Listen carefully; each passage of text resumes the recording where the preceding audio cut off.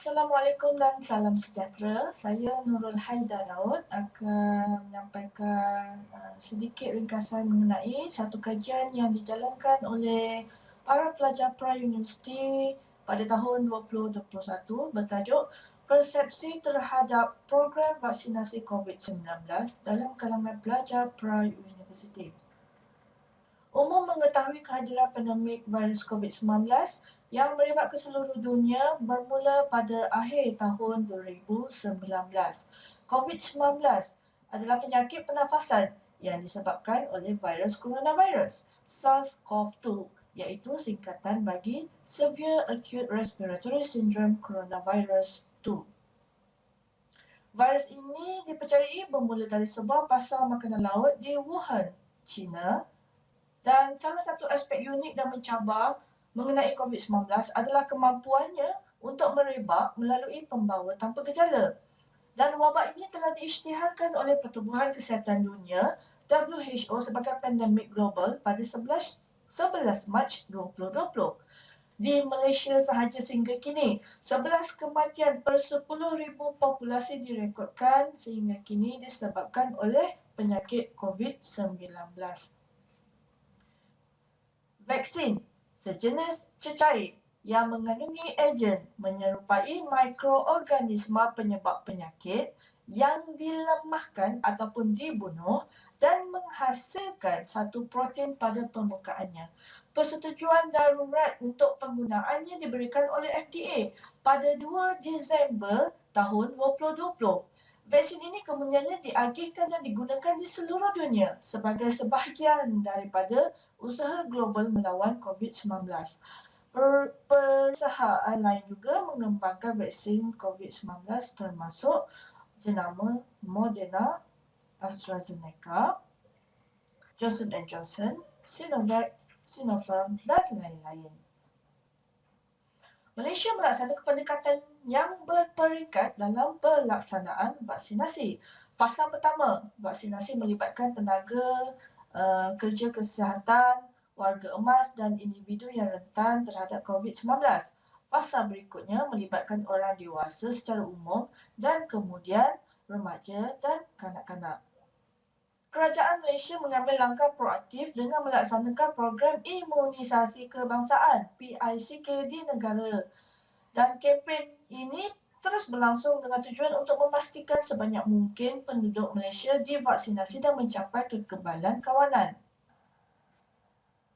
Pada tahun 2021, Kerajaan Malaysia telah mewajibkan pelajar universiti untuk menerima 2 dos suntikan vaksin untuk mereka pulang ke kampus masing-masing bagi memudahkan proses pembelajaran secara fizikal. Namun demikian, terdapat pelajar yang enggan menerima suntikan vaksin dan membuat keputusan untuk tidak pulang ke kampus mereka. Oleh yang demikian, satu tinjauan telah dibuat ketika itu ke atas para pelajar pra-universiti yang berada di Bani Selangor, Malaysia ketika itu untuk mengetahui persepsi mereka terhadap program vaksinasi COVID-19. Objektif kajian ini yang pertama bertujuan untuk mengenal pasti faktor-faktor yang mempengaruhi proses keputusan pelajar pra-universiti yang ketika itu berusia antara 17 dan 18 tahun di dalam menerima atau menolak vaksin yang sedia ada ketika itu. Kedua, mengkaji halang-halangan yang dihadapi oleh pelajar-pelajar ini dalam mendapatkan vaksin COVID-19 dan kajian bertujuan untuk menilai pemahaman pelajar pra-universiti mengenai kelebihan vaksin COVID-19. Jadi dalam usaha pemberian vaksin untuk membendung wabak COVID-19 ini, sejumlah kajian oleh pengkaji-pengkaji yang lalu telah dijalankan bagi meninjau persepsi pelajar universiti terhadap penerimaan mereka bagi vaksin COVID-19. Menurut Sharma dan rakan kerjanya, mereka menyatakan pelbagai faktor telah dikenal pasti sebagai elemen yang mewujudkan keraguan terhadap program vaksinasi, termasuklah ketakutan terhadap kesan sampingan, pengalaman lepas yang buruk dengan pegawai penjagaan kesihatan, penerimaan rakan sebaya, persepsi negatif terhadap pembekal vaksin, teori konspirasi, kerisauan terhadap program vaksinasi dan kurangnya kepercayaan kepada penggubal polisi kerajaan. Dan kajian daripada Sandler pada tahun 2020 menunjukkan keputusan pelajar mengambil vaksin juga berkait rapat dengan pengaruh ibu bapa yang memainkan peranan besar dalam sesebuah keputusan pelajar untuk mendapatkan vaksin. Ada juga yang berpendapat sesetengah subpopulasi pelajar mempunyai kecenderungan untuk mengambil vaksin adalah pelajar yang mempunyai latar belakang seperti pelajar perubatan, pelajar yang mempunyai rekod pengambilan vaksin influenza, pelajar yang mempunyai kesedaran yang tinggi terhadap COVID-19, pelajar yang berisiko tinggi untuk mendapat COVID-19. Profil psikologi individu juga memainkan peranan apabila individu yang enggan menerima vaksin kurang menunjukkan minat. Terdapat juga hasil kajian yang mendapati faktor proses penciptaan vaksin yang singkat, masalah kesihatan individu, nisbah faedah risiko yang tidak meyakinkan individu tersebut untuk mendapatkan vaksin. Individu yakin dengan imuniti semula jadi diri sendiri dan tidak mempercayai kemampuan vaksin. Itu merupakan faktor-faktor individu yang mempengaruhi individu yang tidak mendapatkan vaksin. Selain daripada itu, ada juga hasil kajian yang berpendapat halangan juga boleh berpunca daripada penyebaran mitos tentang vaksin seperti pengambilan vaksin yang terlalu banyak dan pengambilan vaksin seperti penyakit campak, beguk dan rubella boleh merosakkan imun sistem badan sehingga menyebabkan autisme. Tinjauan ini dijalankan melalui sesi temu bual dan orang soal selidik bagi mendapatkan persepsi para pelajar. Kajian tinjauan merupakan kajian penerkaan dengan menggunakan data-data kualitatif yang dipungut melalui temu bual. Data-data yang diperolehi daripada sampel rawat ini kemudiannya dianalisis dan diberikan statistik perihalan dan ujian signifikan. Keputusan-keputusan ujian ini seterusnya digunakan untuk mengenal pasti masalah-masalah yang memerlukan penyelidikan lanjut supaya siasatan lebih sistematik. Sampel kajian ini terdiri daripada 179 pelajar berbangsa Melayu, Cina dan India yang berumur antara 17 hingga 18 tahun yang berada di peringkat pra-universiti ketika itu. Sampel rawat ini diambil daripada bilangan responden lelaki dan perempuan bagi 10 orang lelaki dan 10 orang perempuan untuk kaedah temu bual. Memandangkan kajian ini hanya memberi fokus kepada cara temu bual dan tinjauan, maka untuk menyuturkan faktor-faktor atau pengaruh yang boleh mengganggu hubungan antara pemboleh ubat tak bersandar dan pemboleh ubat bersandar dalam kajian ini, beberapa pemboleh ubat kawalan ditentukan sebelum persampelan. Antaranya, mengenal pasti faktor yang mempengaruhi faktor keputusan pelajar atau responden untuk menerima atau menolak vaksin yang sedia ada, untuk mengkaji halangan yang dihadapi pelajar pra-universiti untuk mendapatkan vaksin COVID-19 serta untuk mengkaji pemahaman pelajar-pelajar tersebut terhadap vaksin COVID-19. Dalam kajian ini, semua data yang dikumpul dimasukkan dalam perisian NBWO 10 sebelum analisis data dilaksanakan. Melalui proses bertanya soalan dan memikirkan kemungkinan jawapan dari pelbagai sudut, dapat membantu memahami fenomena kajian daripada persepsi responden. Membuat perbandingan melibatkan proses membandingkan data dari segi kesamaan dan kelainan kejadian ataupun peristiwa sebelum membentuk tema-tema dan mengkategorikan data. Soalan berkaitan pemahaman pelajar terhadap vaksin COVID-19 mendapatkan pemahaman responden terhadap vaksin COVID-19. Yang pertama mengenai pengetahuan mereka tentang vaksin 19 sebagai antigen, sejauh mana pengetahuan mereka tentang fungsi sebenar vaksin, keyakinan terhadap vaksin COVID-19, kesedaran mereka terhadap kesan sampingan vaksin COVID-19 dan dan sebab-sebab kenapa seseorang yang menerima vaksin COVID-19 boleh melindungi orang lain daripada jangkitan.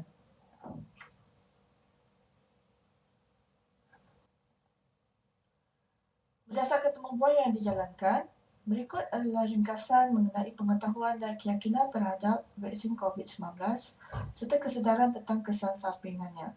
Beberapa pelajar universiti ini mempunyai pemahaman yang asas tentang vaksin COVID-19 dan ada juga yang mengetahui bahawa vaksin menggunakan coronavirus yang dimatikan sebagai antigen. Pelajar juga mengetahui terdapat pelbagai jenis vaksin yang terlibat dan secara keseluruhannya semua pelajar bersetuju bahawa vaksin memiliki kebolehan untuk membentuk imuniti di dalam badan manusia. Dan responden yakin dengan vaksin COVID-19 kerana dikatakan terbukti melindungi pengguna ketika itu dan mengelakkan gejala serius serta mengurangkan kadar jangkitan ketika kajian dibuat. Namun, ada segelintir pelajar yang kurang yakin kerana masih terdapat kenalan atau ahli keluarga yang telah divaksin tetapi masih dijangkiti penyakit COVID-19. Dan responden mempunyai pemahaman tentang kesan sampingan yang mungkin berlaku selepas mengambil vaksin seperti ruam, demam, batuk sesama, kekejangan otot, pening kepala dan sebagainya. Tetapi mereka tidak terlalu bimbang dengan kesan sampingan ini kerana mereka percaya vaksin memberi lebih banyak manfaat daripada mudarat. Dan responden percaya bahawa seorang yang menerima vaksin dapat melindungi orang lain daripada dijangkiti kerana vaksin mengurangkan risiko penularan virus. Mereka mengambil kira maklumat-maklumat ini daripada sumber seperti sidang media, carian di internet, akhbar-akhbar untuk meyakinkan diri mereka. Responden juga menyedari dengan vaksinasi, mereka yakin mereka membantu melindungi golongan yang tidak dapat menerima vaksin atas sebab kesihatan atau sebab-sebab yang lain. Terdapat juga soalan yang berkaitan faktor yang mungkin mempengaruhi keputusan pelajar untuk menerima vaksin. Soalan-soalan seperti perasaan, khabar angin negatif yang berleluasa tentang vaksin, tentang hubung kait antara jumlah kematian pesakit disebabkan penyakit COVID-19 dan keputusan mereka untuk mengambil vaksin COVID-19. Kepercayaan mereka mengenai keberkesanan vaksin COVID-19 dan faktor umur di dalam penerimaan vaksin COVID-19 serta adakah gesaan pihak KKM untuk rakyat Malaysia mengambil vaksin COVID-19 berkesan ataupun tidak. Jadi, ramai responden yang bimbang dengan khabar angin negatif tentang vaksin COVID-19, terutamanya berkaitan kesihatan jangka panjang mereka dan ketidakkeberkesanan vaksinasi. Sebahagian besar responden melihat hubungan antara jumlah kematian akibat COVID-19 dengan keputusan mereka untuk mengambil vaksin. Mereka percaya vaksin dapat mengurangkan kes kematian dan kesan sampingan penyakit berdasarkan data-data dan fakta yang diberikan ketika itu, dan kesemua responden percaya keberkesanan vaksin COVID-19 dengan melihat bukti pengurangan kes kemasukan ke hospital dan juga kematian akibat wabak ini daripada laman web pihak KKM Malaysia. Umur dianggap sebagai faktor penting dalam keputusan untuk menerima vaksin. Responden juga ada yang menyuarakan kekhawatiran mereka jika vaksin diambil oleh kanak-kanak yang masih dalam tahap pembesaran dan juga golongan warga tua dengan sistem imuniti yang lemah. Dan responden percaya dengan saranan Kementerian Kesihatan Malaysia untuk mengambil vaksin COVID-19 adalah berkesan dalam membendung wabak ini. Ada juga soalan berkaitan halangan pelajar pra-universiti untuk mengambil vaksin COVID-19. Yang pertama, adakah keputusan untuk mengambil vaksin ini keputusan diri sendiri? Kita juga meminta mereka untuk memberikan perkongsian mengenai halangan-halangan yang menyebabkan mungkin ada setengah individu yang sukar untuk membuat keputusan untuk mengambil vaksin COVID-19 dan kewajaran ibu bapa untuk tidak membenarkan anak mereka untuk mengambil vaksin COVID-19 dan juga terdapatnya isu-isu negatif mengenai vaksin COVID-19 ketika itu. Jadi kita meminta mereka untuk menyuarakan pendapat mereka mengenai isu ini.